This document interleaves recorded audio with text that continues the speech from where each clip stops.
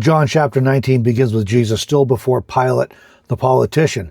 Pilate clearly recognizes that the accusations against Jesus are a sham, but Pilate is more concerned about his political career than justice or righteousness. And so he goes along with this sham trial to avoid risking his own political career. Throughout this scripture reading series, primarily sharing the text of the Gospel of John, letting that stand on its own as much as possible. And I typically offer a few observations after reading the text. In this chapter, it's a heavy chapter, and I'm just going to let the text speak for itself. So, beginning in John chapter 19 then, so Pilate took Jesus and flogged him. The soldiers twisted thorns into a crown and put it on his head and dressed him in a purple garment. They kept saying, "Hail, King of the Jews," and they kept slapping him. Then Pilate went out again and said to them, "Behold, I bring him out to you, that you may know that I find no basis for a charge against him." Jesus therefore came out, wearing the crown of thorns and the purple garment. Pilate said to them, "Behold the man." When therefore the chief priests and the officers saw him, they shouted, saying, "Crucify, crucify." Pilate said to them, "Take him yourselves and crucify him, for I find no basis for a charge against him." The Jews answered him, "We have a law, and by our law he ought to die, because he made himself the Son of God." When therefore Pilate heard this saying, he was more afraid. He entered into the praetorium again and said to Jesus, "Where are you from?" But Jesus gave no answer.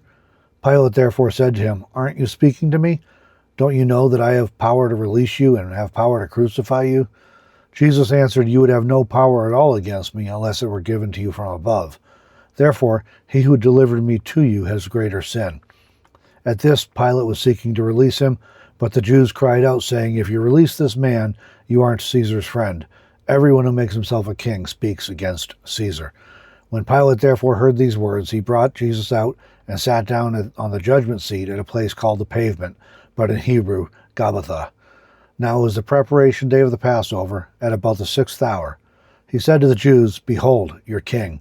They cried out, away with him, crucify him." Pilate said to them, "Shall I crucify your king?" The chief priests answered, "We have no king but Caesar." So then he delivered him to them to be crucified. So they took Jesus and led him away. He went out bearing his cross to the place called the Place of a Skull, which in Hebrew is called Golgotha, where they crucified him, and with him two others, on either side one, and Jesus in the middle. Pilate wrote a title also and put it on the cross. There was written, "Jesus of Nazareth, the King of the Jews." Therefore many of the Jews read this title, for the place where Jesus was crucified was near the city, and it was written in Hebrew, in Latin, and in Greek. The chief priests of the Jews therefore said to Pilate, "Don't write the King of the Jews, but he said, 'I am the King of the Jews.'" Pilate answered, "What I have written, I have written." Then the soldiers, when they had crucified Jesus, took his garments and made 4 parts, to every soldier a part, and also the tunic. Now the tunic was without seam, woven from the top throughout.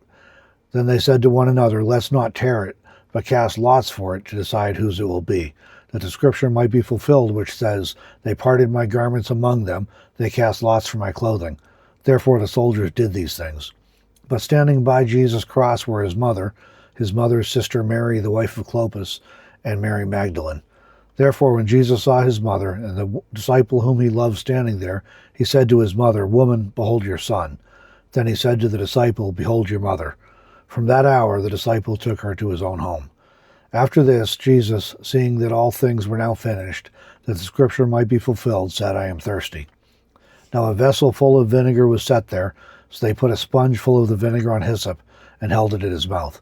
When Jesus therefore had received the vinegar, he said, 'It is finished.' Then he bowed his head and gave up his spirit. Therefore the Jews, because of the preparation day, so that the bodies wouldn't remain on the cross on the Sabbath, for that Sabbath was a special one, asked of Pilate that their legs might be broken, and that they might be taken away. Therefore the soldiers came and broke the legs of the first and of the other who was crucified with him. But when they came to Jesus and saw that he was already dead, they didn't break his legs. However, one of the soldiers pierced his side with a spear, and immediately blood and water came out. He who has seen has testified, and his testimony is true. He knows that he tells the truth, that you may believe. For these things happened that the scripture might be fulfilled, a bone of him will not be broken. Again, another scripture says, they will look on him whom they have pierced.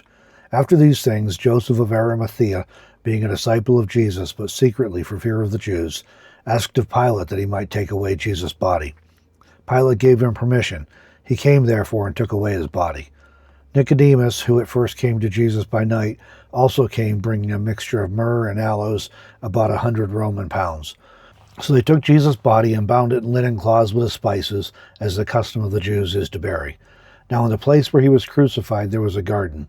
In the garden was a new tomb in which no man had ever yet been laid. Then, because of the Jews' preparation day, for the tomb was near at hand, they laid Jesus there. May the Lord add his blessing to the reading of his word.